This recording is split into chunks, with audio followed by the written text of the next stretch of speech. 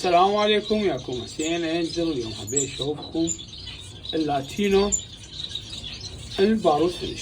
طبعا مثل ما تشوفون الفروقات تبين من اول ما يطلع الفرخ من البيضة.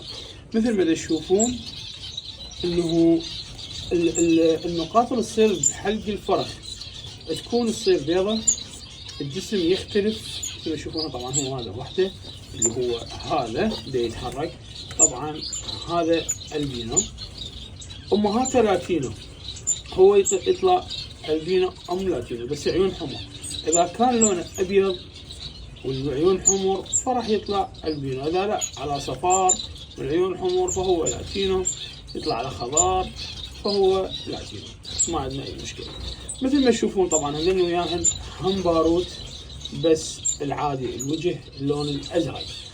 طبعا هني الامهات مالتهن هم مرات يذبن لاتينو بس ما يذبن الجسم الابيض، الريش الابيض يعني، لا يذبن عادي انه الشكل يختلف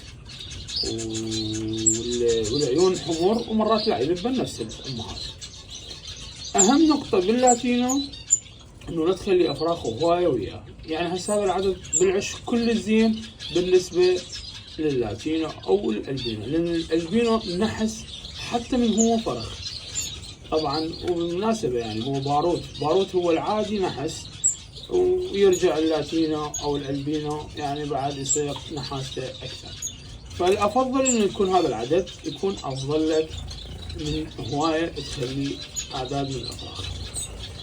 وطبعا مثل ما تشوفون طبعا 2 باروت وواحد